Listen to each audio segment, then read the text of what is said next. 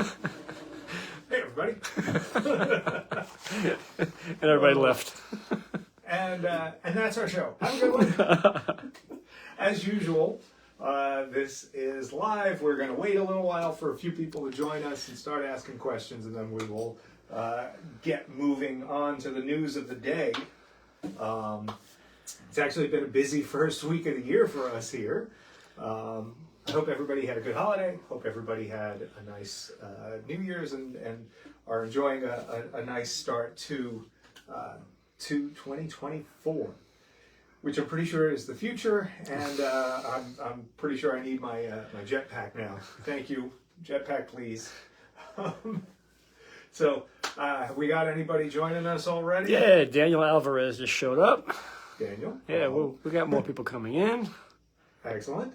I know we had a bunch of questions in our Regal Robot Fan and Collector Showcase Facebook group. If you happen to be seeing this and you're just on the regular Regal Robot page, make sure you take a minute on Facebook, go and join the Regal Robot Fan and Collector Showcase group.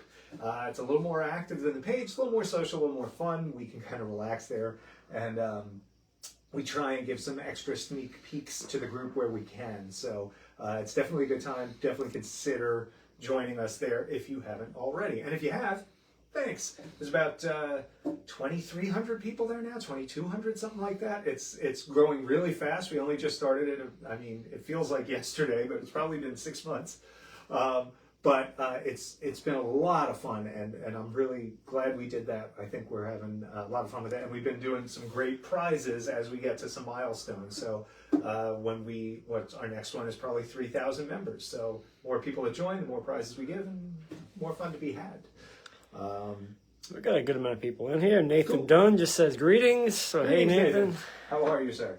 And again, for everybody who is watching, this is live. It's Q&A. Rob is going to be following the questions. He's got a piece of paper in one hand with questions. He's got another phone in the other hand. He's managing a phone over here aiming at me. I got the easy job. But so yeah, if you have questions, pop them into the comments. We'll try to address all the ones we can, and any we can't, well, that's too bad. So yesterday, you actually released this guy. Now, if you just scrolled fast, you might not have even realized this was a new thing. When we first launched our indie line, one of the most important things to me was to do stuff people weren't doing. And to me, some of the coolest stuff, as I'm knocking everything over here, I'm using a laptop as a stand for this. That seems safe. Some of the coolest stuff is sort of props and set deck, things that let's be honest, things that no other licensee is going to be doing other than us. So what you're looking at here on my right, your left, is the version 1 of this Temple Trap Wall Decor, as we're calling it.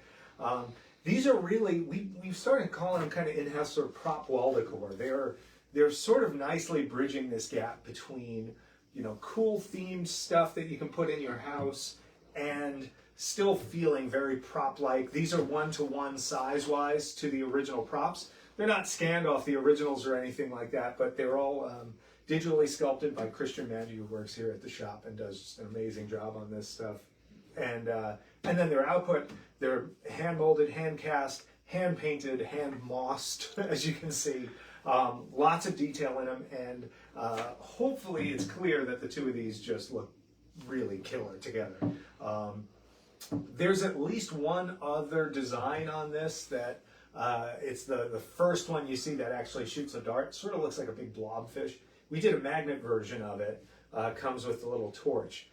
Maybe someday we do that version too if this new one sells well. Just launched yesterday, so far so good. But if you haven't picked one up, feel free to go to the site, click on the Indiana Jones link, you can see it.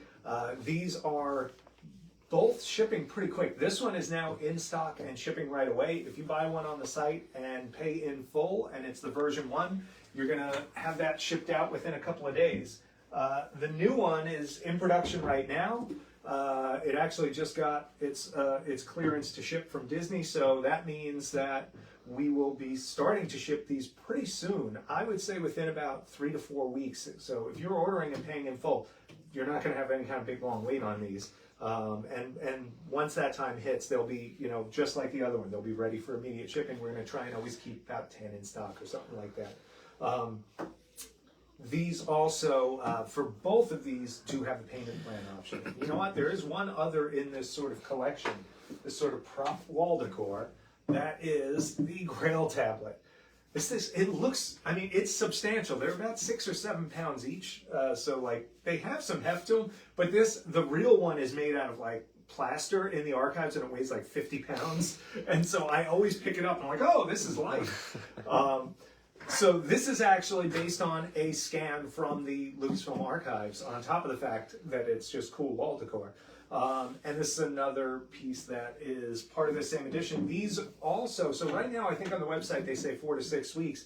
We're actually about to change that. Probably tomorrow we'll have that updated to say ready for immediate shipping. So if you order one of these fresh and you are a new customer or an old customer who's picking one up and paying in full, it'll ship right out, probably just a couple of business days.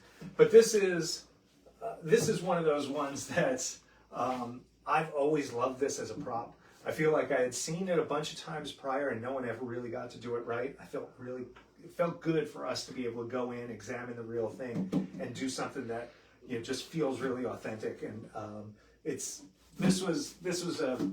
was a special one for me.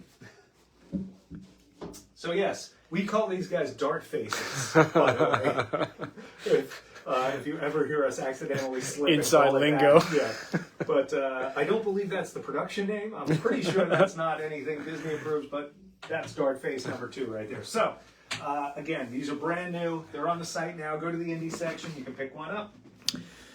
I'm going to give a few questions here for you. Sure. A couple shout outs. Rick says, hey. Tony D says, hey, Roboteers. I kind of like that. That's perfect for my jetpack. Tony's also says, does it fire darts, Tom? It does not fire darts. Weirdly, they poo-poo that sort of thing. Eric is asking if it's polystone. So why don't you... No, they're not polystone. So we tend not to use polystone. We use just actual polyurethane resin, which is less brittle than polystone. A little bit lighter as well. Polystone is basically polyurethane resin that has a filler in it. We don't like to use fillers. We don't want to thin stuff down. So these are hollow cast polyurethane resin. They're about 5 to 6 pounds each. So they're not going to be too killer on your walls or beams. If that was solid polystone, your whole wall would come down with it. Kevin says, thanks for taking the time to do these live shows. So thanks, Kevin. Thanks for watching, Kevin. And Michael says, hey, folks, really appreciate you both for putting the live shows on to showcase your new products and to answer questions. Great to see a company who really loves what they do. Thank you. Yeah, we thanks, absolutely do. And we are very, very appreciative to anybody who actually tunes in on these and interacts, sends their questions in. We love what we do. We love the people who bring our work into their homes. That means more to us than you could know. And it is, these are always a lot of fun. Martin says, hey, Tom, stop trying to persuade me to start collecting indie props. Martin, I'm going to apologize for starting to try, and I will just try from now on. Can we get those spiralized? Yeah, right. By Indiana Jones. We got a pocket watch you can spin. There's a Grail up there. I'm just saying, your Hachi you can't get anymore, but that Grail, oh no, those are sold too. All right, while we're on indie, yes, a few people are asking if we will see a fertility idol. Fertility idol is something that we have looked at very, very closely. And it's important to us that if we ever do that, we do something unique with it, something very us, and something that has the level of authenticity and specialness that people expect from us. So I would just say that is something that we like, we've looked at. It's not on the schedule per se right now, but it's definitely in our minds and in our hearts. All right, our friend and very unexcitable Alex Arnold. Very unexcitable. He says, with you guys doing the less common indie props, which he loves, can we expect to see the false Grail at some point in the future? It's another one of those pieces that is on our radar. We love it. It's really cool. We've gotten to see the real thing and examine it. There's 2 of them, I think, in the archives. And we've gotten up close with them. So, never say never, for sure. We had a few people asking if we will see a diary, a Grail diary. The diary is tricky from a licensing point of view. So anybody who knows me for a long time knows that I was obsessed with the Grail diary for a long time. I actually remember early days of the RPF, late 90s, I would private message with Adam Savage because I knew he was at Lucasfilm and had been to the archives. And I would ask him questions about the Grail diary. If he ever went to, please go look at the Grail diary now. And we'd exchange notes. I had made a replica years ago. I actually own one of the diaries that's from the movie now for many, many years. However, a lot of the material in the diary is copied out of copywritten works, copywritten books. Because when they make a book like that for a movie, they're not sitting there drawing everything by hand. They found books with drawings and copied them in. They found text from those books. So there's a real question of if that's something that is doable as a licensed piece because of that. And it's something we're exploring. I would absolutely love to make it. We have a few ideas on other ways to do it, but again, for us, it's all about, how do we make it like the prop? How do we make it have that level of authenticity that we give to people with what we do and not do any kind of half measure? So, short answer, I don't know. Justin says, hey guys, David and Kevin both say Happy New Year. David, Evan says, hello there. Hello there. All right. Gary says, yeah, pretty much. How about a Dial of Destiny? Dial of Destiny is a wicked prop. It is. We've gotten to see that one as well. We haven't spent as much time with that one personally as we have some of the other ones. I don't know about that one. That's not as it's not as much of a straight line in terms of production and things like that as some of the other pieces. I mean, everything that we bring up that we want to produce, it's funny. It was someone had a sign. It's like, we do this not because it's easy, but because we thought it would be easy. That's literally every project we start. We're like, oh, okay, we know how to make this. It'll be this and this, and like the actual way it is like. So even with the other ones, like we have a path on a lot of stuff that we have in the works. The dial is one of those ones where we'd have to really look at it and find that path before we'd even, start to consider it. All right, I'm gonna give you one more indie question while we're on that. Then we can look, my old eyes. All right, Michael R says, "Hey Regal fam, loving the indie products. Excuse me. Any plans for Star Wars or indie maquettes based on their rides at the Disney parks? Ooh. Star Tours and Indiana Jones Adventure come to mind. I'd love to see if there's any potential in that. Thanks and keep up the great work." First off, thank you for that. There's an exhibit at Disneyland right now up in the Main Street Theater where they have like great moments with Mr. Lincoln. And I saw there they had some maquettes from, I want to say it was like an elephant from the Jungle Cruise, and I just thought that was the coolest freaking thing. I believe there are some maquettes from Indiana Jones Adventure in Disneyland, the Temple of Forbidden Eye ride. I don't know if there are any specific maquettes for Star Tours. That said, technically, those would probably be something we'd have to talk to Disney with about in terms of licensing, because technically our stuff is the movies, the certain video games, certain cartoons, whatever, the TV shows. But going into park stuff might cross some wires license-wise. I'll just say we love them, and the main thing would be to know that when we're doing a maquette, it's not a statue. It's not just a character. It's a replica. These are, they're prop replicas. They're replicas of things that were used in the production. So, we're not going to make up an Indiana Jones and Temple of Forbidden Eye maquette. But if there is one that was used in the production of the ride and it fits our license, then maybe that's something to consider. But yeah, those are definitely cool. few more questions. Still on the indie train. Dan says, I know this is an ambitious ask, but what about a replica of the Ark? Ooh. That's another one we've looked at very, very closely. And I think there's, if you look at what we've done with Star Wars, and you look at the archive collection page, or even the furniture page, with some of the ridiculous stuff we've got there, within that archive collection, you've got things that are, $299 all the way up to $20,000. And when you start getting into those things, those are all very much custom made. Somebody just picked up one of the Chewbacca's today that we do. And we don't have like a bunch of life-size Chewbacca's and bowcasters sitting around and we just pull them off the rack and it goes out. Someone pulls out the mold, someone casts that body, someone then reshapes the arms to hold the bowcaster, somebody makes the hands, somebody paints the fingers, etc., etc., etc., down the line, literally hair by hair. So there is definitely an opportunity for higher ticket and more complex indie stuff in the future. And maybe that's a place the Ark could fit. We'll see. Alex says, yes, 1-to-1 Ark. I was just fainted. Somebody get the smelling salts at Alex's house. This question is going to be a good segue to switch gears to our maquettes. Any chance you would revisit the Rees as a numbered edition? That's a great question. And it's one that we get a lot. So there is definitely a possibility there. We're always trying to maintain the specialness of our editions, though. So that had a very limited signature edition. It was only 100 pieces.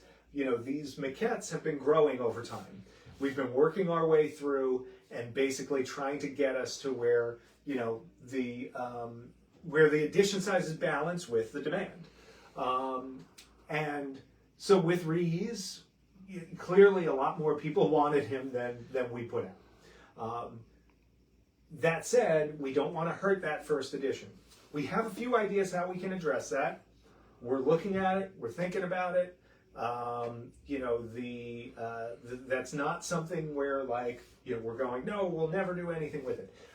Whether that's a numbered edition or something else would remain to be seen. I don't want to say 100% because, there's any number of factors that go into this, notwithstanding Lucasfilm and Disney's input. But it's definitely something we're looking at. We'd love to be able to help some of the people that missed out, but we want to do it in a way that gives the people who got it a chance to maintain some specialness and value to what they got. I'm going to give you one more statement here, then we can switch gears. Sure. AJ says, is that a Klaatu prototype maquette I see on the top left shelf? Top shelf? I have no idea what he's looking at. Wait, my left? I could be my left, no, your left? I don't know. Is it over here? I don't know. Is that? Yeah, I have no idea. No idea. That would be weird. But speaking of maquettes, why don't we show the new one? We could do that. I'm going to show an old one first. Because they kind of go together. They do. So, one of the things we mentioned when we did the Rancor, we very specifically said, because we knew that was a higher priced item than our other maquettes. The Rancor is by far the most complicated and challenging to make out of all of these, especially the way we make things, cast by hand, hand painted, hand assembled, all of that stuff.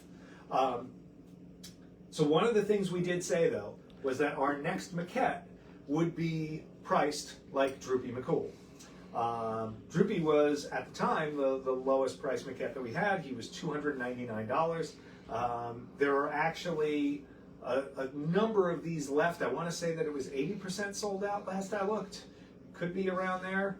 I'm not sure offhand, but the edition is still up if anybody wants to pick one up. This was a Jeannie Lauren signature edition. Jeannie worked on the full-size costume. Dan Howard, who sculpted the maquette, unfortunately has passed away, but he and Jeannie built the Droopy McCool costume, and it felt great to have Jeannie, who is another integral member of that team. She worked on Bubo, she worked on a Man-O-Man, she worked on adding skins and wrinkles to all of these big characters, all the fabricated stuff. So it was great to get her involved. There's a great interview that I did with her if you go to the Tom Spina Designs YouTube page, you can see the full-length interview. If you just want the short one about Droopy, you can go to the Regal Robot YouTube page. And so, yeah, it was important to us that we bookended the Rancor, which was a bigger ticket item, with 2 lower ticket items. So here's today's. One thing I will caution everyone is that the lights in here are what we call paint eraser lights. I thought you were say terrible. Yes, we also call them that. Terrible. It feels like every time I bring a Maquette in here, it looks great in natural light, and then as soon as I bring it under these incandescents in here, all of the paint disappears. Both of these are probably like the most subtle paint jobs out of all the ones that we've done too. Droopy's got a lot of dirt on him and a little wash and things like that. He's got some pinkiness around his face and his toes and his fingernails and things, a little red nose, but it's all subtle stuff. We're trying to match what the things look like. On Prune Face here, so this is going to be available on the 9th. This is going to have 2 editions. We'll have a signature edition and a legacy edition. Does that help at all? Yeah, definitely. So he's got a lot of layers of paint on him, believe it or not. It's about 7 or 8 different layers. He's got peachy tones up around his forehead. There's some peachiness around here. There's some darker streaking on his chest and around his mouth. Obviously, the sleepy eyes, that really just match that heavy forehead of his. It's funny, I keep seeing people talk about, like, it's E.T. They're all saying it already. I get it. It's so weird. I can see it, the elongated back of the head. I guess, but to me, I see the Emperor, because this is so close Tony to says, the Emperor's finally forehead. a Maquette with my hairline. Cheers. But yeah, it was a pretty challenging piece to come up with a paint scheme for. The original Maquette, according to Tom Sanamon, who sculpted it, he kind of thinks of it as having almost no paint on it. The original Maquette is a mix of Sculpey. There's a little bit of blush on it here and there. The eyelids have a sort of prominent unpainted tone to them, this yellowish Sculpey tone. And then it's got the eyes. And there's just some dark markings, almost like marbling, that we're not even sure, did he paint that, or is it just a mix of the Sculpey as he was working it?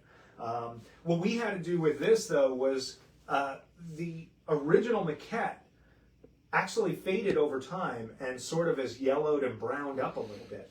We have some vintage photos. What's really interesting, if anybody has the Chronicles, the photo in the Chronicles has the saturation amped up to the max. So if you look at him in the Chronicles, he looks like someone airbrushed a bright pink splotch on his forehead. The original did not have that. It was a lot less. It was a lot more toned down. One of the best examples of that, I own a couple of the original Cantina masks, and seeing those versus the Chronicle pictures for the first time was really eye-opening to how saturated so many of those creature pictures are in that book. But so what we did was we had to sort of turn the clock back a little bit and make him just a little less browny than he looks now, a little less yellowed. But I'm really happy with where it ended up. It's going to be one of these things where the pictures that we have on our site, we did our best to get them to shoot well. We shoot on black, which is really tough on skin tones, but I think people are going to start to see these in hand, and they'll see there's a lot of nice subtle work on that paint. Let me pull out the plaque. Mm-hmm. Go with that. How many more E.T. remarks do we have? Enough. Gabe also said a fetish version of Palpatine. Oh gosh, he definitely has that. Yeah. That brow feels very much like Palpatine's brow. Tom Sanamon, very, very neat signature. It's a wonderful contrast to Phil Tippett, who was our last one, who tends to sign like across the whole plaque. Tom's a really, really talented guy. One of the things he's most known for is his machine work. Often hear guys like John Berg and Phil Tippett. Phil Tippett actually talked about the Maquette behind me, not Maquette, sorry, the stop motion puppet up here, that's the original armature for the Mr. Big from the chess set. So that's the one that was used in the movie. And Phil made that when he was 17. And in talking to him about it, I was impressed that he did that. I mean, I'd be impressed if anybody doing that, let alone a 17-year-old kid. And he said that he was just good enough at armatures to get by until he met Tom Santamon, and then he never wanted to do an armature again because Toms are so good. He's like, nope, let him do it. So Tom Santamon worked with Doug Beswick to make the armatures for the Tauntauns. Tom built all the machining for the AT-AT models. John Berg designed how that was going to work, and he did the first prototype, and then Tom Santamon did the very sort of precise machined versions of all of those parts, hundreds and hundreds of parts.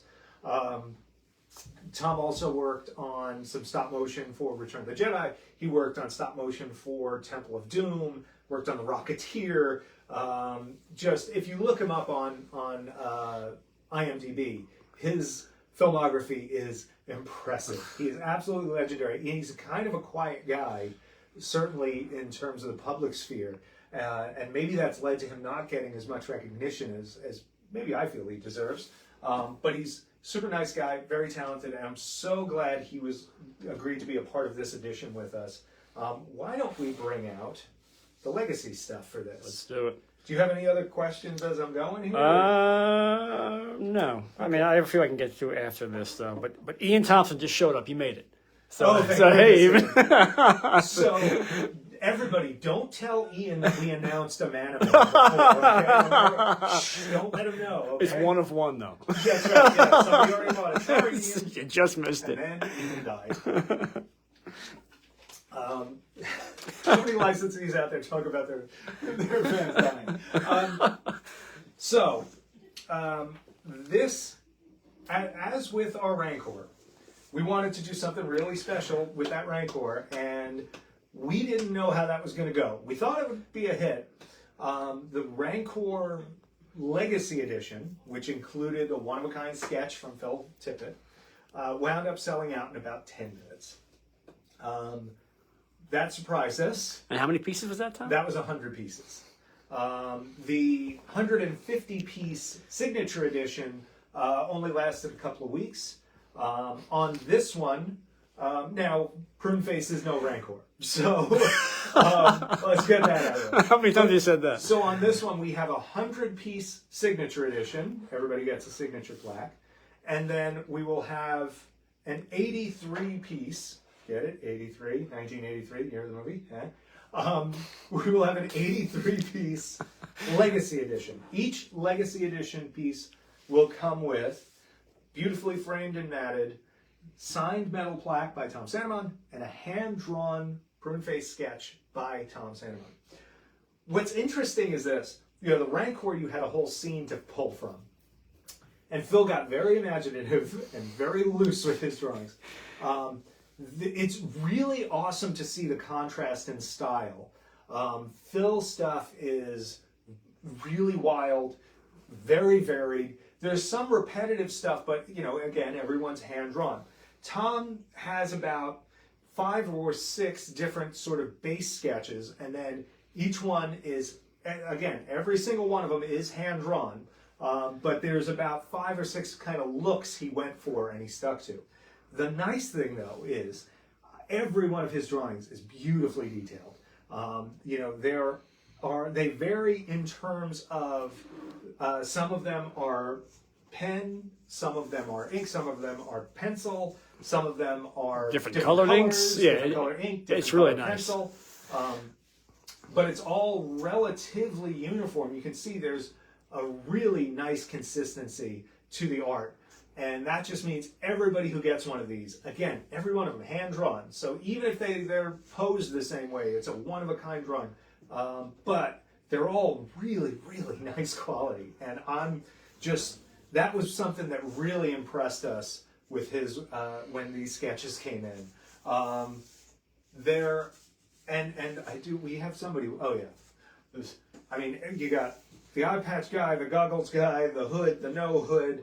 He had asked us ahead of time for some reference pictures, and we had some stuff that Lucasfilm gave us showing the Prune Face in the Rebel briefing. Can we also address for a minute that I thought Prune Face was a bad guy doing that? Who didn't? I got the action figure. Yeah. He had a gun and a hood and an eye Eye patch. I'm like, he's got to be a skiff guard. He's a Bond villain. Yeah. And I was so sure he was a bad guy until like I probably like when I got the Chronicles almost. Maybe it was it had to be when the West End games came out. Yeah, They must have addressed it. Yeah. Good But call. yeah, as a kid, I was so sure he was a bad guy. Hold on, I'll do this so people can give us some more ET comments. How about a couple questions? What's interesting on the ET thing is like I'm not sure where that fits in the time frame of the design of ET. ET came out in '82, Right. and this would have been done in '81. Yeah. And was ET already designed at that point? Was it still in the phase? Did Tom Santamine ever see that? Who Right. knows? We do have a really cool pic of Tom sculpting the cane heads, the cane Addis. Sort of two snake-like giraffe-looking things from Jabba's palace. So he was sculpting the maquette for those. And in the foreground, you can see, and we'll publish this pic over the next week. In the foreground, you can see Prune Face. You can see this one that the archives called Happy Head. This is weird little screaming head guy. It's amazing. It's frightening. And then there's another guy who looks like just like this sort of grumpy face, which is not in the archives. So no one seems to know what happened to that one. But the really cool thing in that picture is in the background is what looks like a black painted version of the cane heads. And I asked Tom, I was like, did you make a black version of those too? What is that? And he said that the reason those are there is because he finished the cane heads and he put them in the oven to bake the Sculpey. Then he went to do something else in the shop and he forgot. And so when he came back, they were burnt to a crisp and turned black. So when the photo we have of him sculpting them is actually the second time he did those. I got a few comments and questions. So Tony says, super cool maquette, fantastic. You got Tom's signature. Those legacy sketches are incredible. Wow. Thanks. So thanks, Tony. What else we have? Oh, so Kevin said he just ordered a Droopy maquette. So thanks, Kevin. Thank you, Kevin. By the way, anybody looking at the Droopies, if you pay in full, they ship right out. We have them ready to go. So. Michael says, looks excellent. Will be snagging the Legacy Edition for sure. Just like the Rancor Legacy version, I assume everything will be allocated randomly. No number sketch requesting. Correct. Yeah. Any status on update on the Bib Fortuna or Size Snoodles as a future release? Yeah, I can. So, Size Snoodles, not yet. Bib Fortuna in the works. As you can tell, we still got our prototype behind us. But Bib is literally like in mold and cast at this point. We don't have a slot for him in the schedule yet, but we're moving ahead on production of it just because as downtime allows for it in the shop, and as I have people free up from other jobs, I have them painting on those little here, little there. So, you know, is he going to be anytime soon? Probably not. Probably not the first 6 months of this year, I would say. Is there... I'd say it's very likely we could see him towards tail end of 24. All right. I think Rick's got a really good question. When you look at the originals and they have damage, do you fix it? And I'm assuming he means on the maquettes. That's a good question. I mean, it goes for all this stuff. So it depends. Generally speaking, if we see damage on the maquette and we can find a picture of it from the time of production and it's damaged in production, then we might assume that's intentional. You know, because sometimes something has, like Luke's Tauntaun has a broken horn, you know. If we see something where it's damaged, but when we go back to our old photos, vintage photos, we can find pictures of it whole, and there's good enough reference for us to fix it, then a lot of times we'll fix it. It's always a balancing act, though. We try, our goal with this stuff is to make it as it was during production. We don't want to go in and replicate damage that happened post-production, especially on a screen-used prop. An interesting one of these would be like CZ3, who is in the archives and has been painted with this garish spray paint and everything for the Return of the Jedi scenes, where he's down in the damaged area under Jabba's basement with like the droid room there. So, a lot of the better pictures of CZ3 are him with this awful over-the-top spray paint on him, and that's how he is in the archives. But when we made him, we wanted to do him as he appeared in A New Hope, so we did him with a lot less weathering because that would have been out of place. If you put him in A New Hope like that, he wouldn't have looked right. So So yeah, always a balancing act, always something we're looking carefully at, and that's well spotted that's a thing that we wrestle with. Ian is saying, when will the Prune product page go up on Regal's website? I believe that's on our schedule, which is on my computer. Let's see. So Friday. So tomorrow you'll see a blog post about it with some photos, some additional photos and details. I believe it's Sunday or Monday that the product page goes live, and then Tuesday at noon is when they go up for sale. Tony says, will the Prune Face Legacy be offered to any of your distributors in small quantities? Yes, the same as we did with the Rancor. That said, you're probably talking about, like, you know, we put caps on those things when we know it's something that is popular. We're probably talking about 4 or 5 pieces per retailer, and there's probably only, you know, 3 or 4 retailers we would even look at with that. That's actually going out to the retailers later today, and we'll know more who took what, but after that. But generally speaking, we really limit those because we want to keep most of the stuff like this available to our customers direct. All right, Ian also had a good online question from earlier. What are the most important factors for you in determining whether a particular maquette should be a legacy release or just a signature? That's a good question. The legacy thing is very new. You know, going forward, there's a lot of them that we think would make good legacy editions. I think the thing that, you know, a little bit of it depends on the enthusiasm of the artist. And we've been lucky that, you know, not only did fans respond to this idea, but the guys who made these things did. And we've talked to, you know, 3 or 4 of them now, to, you know, Phil and Tom, and then I would say another 2 or 3 that I can think of off the top of my head. They're all very enthusiastic about it. So I would say for the foreseeable future, you know, it's probably a good likelihood that the next few releases we do will have the legacy sketch with it, and will be something where we are, you know, putting some fresh art out from these guys. All right, well, I don't think we have one here to compare. David is saying, can we see the Tom Santamon framed art next to the Tippett Rancor framed art? Are they the same height and frame thickness? So I don't have one handy. They are the same thickness. They're the same frame. They're literally from the same frame company, same version, same model. Just these are 5x7, where those are 8x10s. The decision on which one gets which size frame is really down to the character. If we were to put Prune Face with a big 8x10 frame, it would just dwarf him. It'd be too much. In the case of the Rancor, it's a bigger piece, it supported the bigger frame, and we had that great vintage photo of Phil with the maquette. It really was like a perfect situation for that bigger frame. I think a lot of them will get the 5x7 frame going forward, and then where we have, I'm looking at, like, who's on the board that would get, like, I can think of like 2 or 3 that might still, you know, might warrant an 8x10, but I think a lot of the maquettes, the 5x7 feels good with. All right, Dave has a good question. Will Prune Face be shipping as quickly as Droopy did?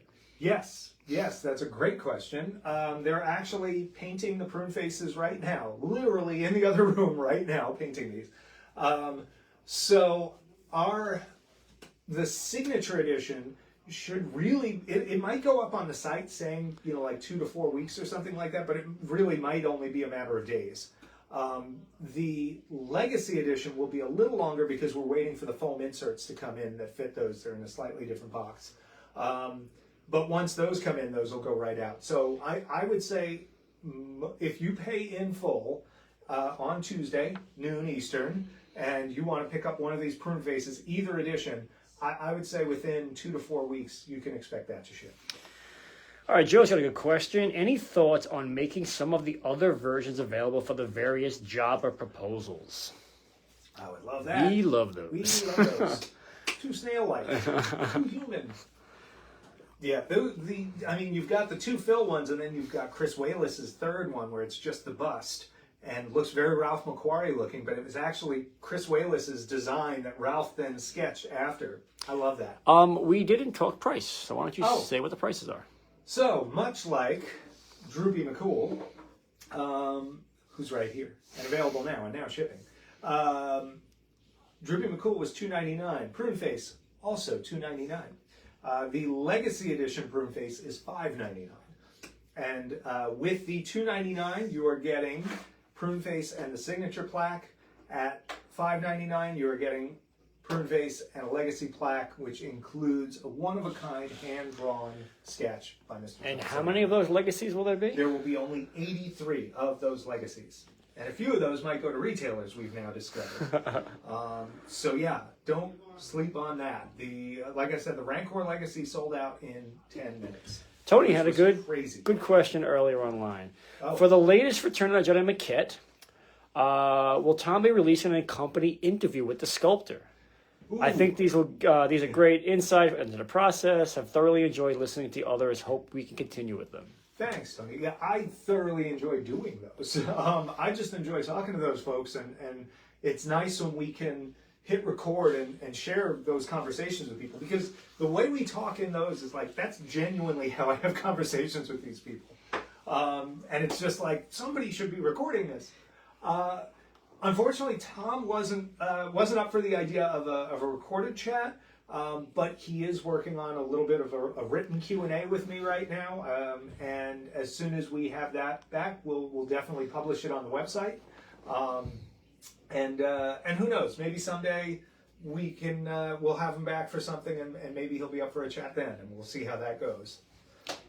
Someone was asking if we can give any hints to what the March Indiana Jones prop would be. I had to look at the board to figure it out. They can't see the board in the reflections, right? It's not over by cloud. I mean, no, I can see it in your left eye. Yeah. Oh, no. Zoom in. Yeah. Zoom in hand so I see the whole board. Great. I'm just trying to remember. Marches. Yeah. We should do a replica of the board. This is a cork board. Do it yourself. No hints. All right, and following up on that, Alex Arnold has a question. You want to guess what it's about? I don't know, but I'm sure Ric Flair is going to show up. All right, Alex says, based on what you guys have been planned in this moment, assuming there's anything after the March drop, yes. How far into the future can we anticipate getting indie props? So, right now, through the end of 2024, we are sure we're going to be doing indie pieces. We would love to continue doing indie pieces after that. And as soon as we know for sure that we're going to be able to, we will announce that as well. And we're actively working, obviously, to make that happen. We are very committed to the indie line. We've done a ton of research at the archives at this point, and we have a lot planned. And we have some things that are really going to blow people's minds. Yeah. Speaking about what we have planned, Tony's trying to poke the bird over here. Just looking at the release schedule, the 2 Empire Strikes Back replicas and Return of the Jedi replica, are you able to tell us anything about those, especially for budgeting? Yeah, I mean, let's see here. So, the Empire replicas are awesome. They're awesome. They're really but awesome. They're also related to each other, and I think they're going to be something where people choose one or the other for the most part to fit their collection. That's a very good hint, Tom. Shut up. Shut up. But but price wise, I mean, they're different collectors, but. Yeah. But if you're into it, you may want both. Yeah, I want both. But there are going to be people who have previous products from us that will push them to probably the higher That's one. A very good hint too. Shut up. Well, we're almost there on that one, man. We might have to. It's going to be a good one. Technically, those are flipped because we moved that down, so that's going to be. They're well in the works right now. They're both really cool. One of them is. Price-wise, I can just throw out the price. Tony said, "Dear God, spill it already."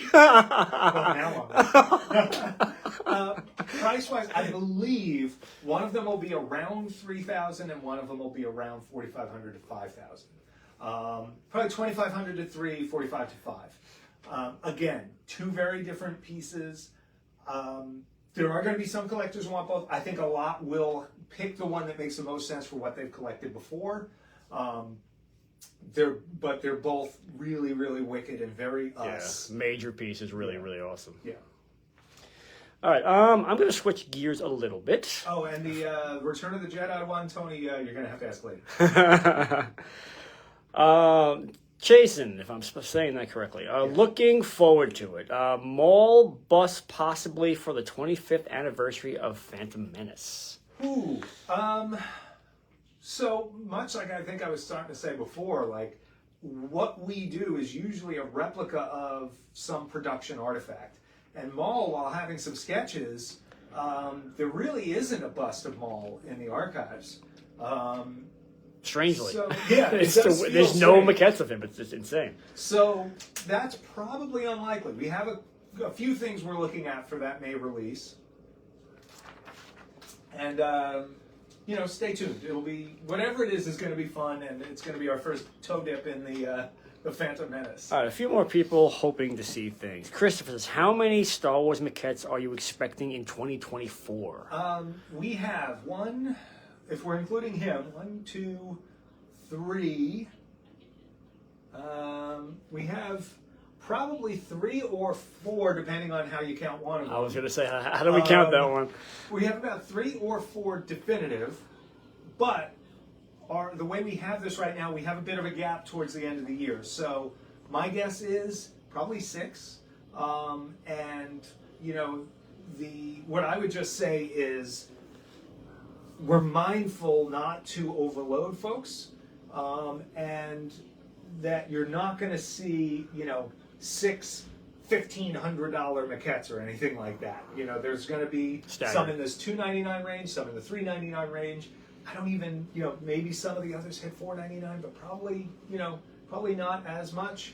But we definitely have, under the one that says need SIG over there, Rob, that's probably one that happens this year because he's just anxious to draw. Yeah, it's going to be a good one. But anyway, yeah, so probably about 6. All right, so this is 2 separate questions, but I think we can kind of hit them at the same time. One is saying, any life-size Star Wars bust for 2024? And then another is asking, when will the Cantina alien busts begin? Oh, man.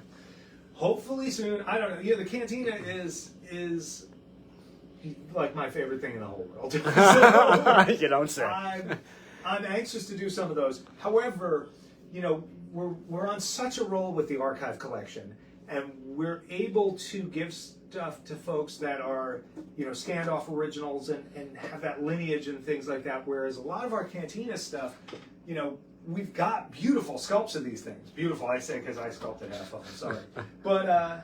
Very authentic, very accurate sculpts that have been used in commercials by Lucasfilm and used on videos and things and in the theme parks and, Mandalorian and all of that stuff. So, they have their own form of lineage, but, I'd like to continue exploring, I think, some of these other things that we have the archive link to first. And then, the day comes where we do those for sure, because that's just, it's got to happen. We do have some life-size busts planned. I would say this, when we say a prop replica, that could include a prop replica bust. We think of our busts as prop replicas. We are, we're not doing a character. We're doing a representation of the mask or the prop. And that's sometimes its own matter of debate, because you sometimes have to sit there and go like, well, do we add eyes to this? Because it was the human eyes underneath it. Is that making it a bust? Is that a replica? But these are all conversations we end up having. So, Kevin says, I love how Real Robot has collectibles for all budgets. So thank you, Kevin. We try for that. Yeah, and anybody who ever visits the decor section of our pages can see, these things go all the way down to $30, $20, some of the decor stuff. We try and give everybody a chance to bring a little of our work home. Lewis says, I want a Hammerhead replica. Oh, man. That's a big one. Good. Yeah. We have the Hammerhead that we made for, it was an old Super Bowl commercial, and then we used it a few other times. He's actually at my house in the basement, set up with a little cantina booth, because I'm a nerd. And it really, it's pretty faithful to the original, and the guys who worked on the original have said as much, which is awesome. He's big. He's a tricky one to do as just a bust. So maybe we just have to make life-size figures of him. Maybe. James says, hey, Tom and Rob, sorry I'm late. He just got off of work, so he's here. Excuses, James. I think I'm caught up. Just don't miss out next Tuesday at 12 p.m. Eastern when the Prune Face Legacy Edition and Signature Edition go live. And how many are in the Legacy and Signature Edition? The Signature Edition is 100 pieces, and the Legacy Edition is only 83 pieces, Rob. And prices on those, Thomas? The prices are $2.99 for the Signature Edition. That's the bust, hand-painted, made in the USA, and a signature from Legend Tom And a Sentiment. free chamois you get. I mean, yeah. The sham wow. Yeah. And then the Legacy Edition is $5.99. And why don't you just show them one last time the new Dart Face, a.k.a. Temple Yes, Trapdoor. the Temple Trapdoor. More Dart Face, as we call them. They'll always be Dart absolutely. Face. And again, there's... I mean, those look great. Droopy McCool. Yeah, they really do. They all look at you. Yeah. So we've been seeing more and more people post their collections. Yeah. And even when we do our posts, we Yeah. try and put them all together. It's so much more than the sum of its parts. As this collection grows, the variety in sculpture, in color, in paint, in style, it just looks so cool. And having seen them for years at the archives, to put a shelf together of them starts to feel like you're at the archives. There's no other way to say it. So yes, Mr. New Dart Face over here. This was just released yesterday. They are, I believe, $374.99. Also, like everything else, handmade, hand-painted, hand mossed up and all of that. These will be shipping in just a few weeks for anyone who pays in full. There's a payment plan if you want to put it on like a 6-month payment plan. It's like $50 a month or something. It's not bad. 75 maybe on? No, yeah, it's like $50 a month. And then this was the previous version that we put out. You can see they go great together. Put them on either side of your fireplace, either side of a big screen TV, and like you get that adventure feel. And if I was to order that one now, how long would it take to ship? This would ship right away, Rob. Yeah, this version is shipping right away. So if you go to the website, go to the Indiana Jones page, you can order this. It'll come right out. The Grail tablet, which I'll try and lift with one hand and not be too dumb about. Also will be, it says it takes a few weeks to ship, but is actually going to be now shipping as of probably tomorrow. It should ship in only a few business days. And what I really like about these guys is the sort of stealth geek factor. You put this in a cool old room with some, a little bit of adventure feel. They just look like weird pieces of art or something like that, some ancient art. And I really like that. I like that there's no big logo that says Indiana Jones on this. There's no yellow and orange lettering or anything. It just feels like an actual thing. Kevin says, is there a bulk rate on those in case I want to rebuild the temple in my home? I wish we could. Yeah, they look so good together. But they really do. Yeah, like I mean, we've stuck a bunch of them together. Yeah, it looks so good. It's really cool. Ben's got a good question on decor. Yes. I'm going to shorten his question up a little bit. He's wondering what goes into which offerings will continue and which ones get retired. It's a good question. Some of that is simply down to sales. Some of it is down to changes in the economy and how much it costs to make something. In fact, a lot of times in the decor side, where we discontinue something, it's because we can't continue to make it at a price that we would want to sell it. That's probably the number one reason. Other than that, sometimes it's just that pieces have been around too long. We have a limited amount of space here, so we can't always stock every SKU at all times. I would say this, we actually just decided to discontinue a handful of the magnets. We will make it clear which ones as we start to sell down on them. They're not in danger of selling out this minute or anything like that, but there'll be one of our magnet collections on the Star Wars side that'll start to go away. And we just need to do that. You got to keep things fresh. We have too much other stuff we want to make that we gotta clear some room either on the website or in our studio even. All right, my questions are up to date, so why don't you remind them when the blog goes live, remind them when the product page goes live, remind them when they can buy it. Sure. So this is already live right now. Go to the Indiana Jones page on our website and you can pick that up. Much like Droopy. Both now ship. Well, he's now shipping. These will ship in a couple of weeks. Prune Face. Tomorrow we will have a blog live in the morning that will show you a first look at the thing. Granted, anybody who's here has already had a pretty nice look, but it'll have a few pictures, it'll have all the details. On, I believe, Sunday night or Monday, the product page will go live, and then on Tuesday, 12 noon Eastern, that is when pre-orders start. Pre-order is a loose phrase in this case because they're going to ship almost right away, really just a couple of weeks, and these will go right out. The family in the back, our wonderful team, is already painting these up for you and getting them ready. Tom has already done all the sketches, all the signatures, so we're anxious to be able to get them home to folks. And it's kind of nice, it's like we have some that take a little longer. The Rancor is actually going to be a very long-term project. That's going to go well into the year, and they'll go out in small batches as we go.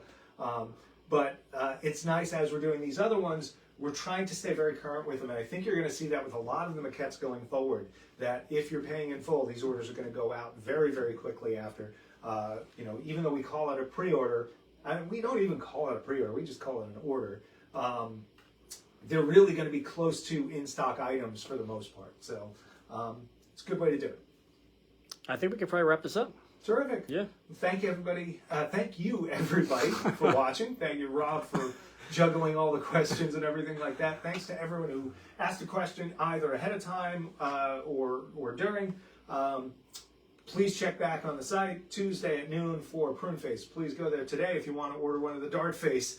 And please check back here if you want to see my face, and we'll talk some more. Have a good one, everybody. Bye.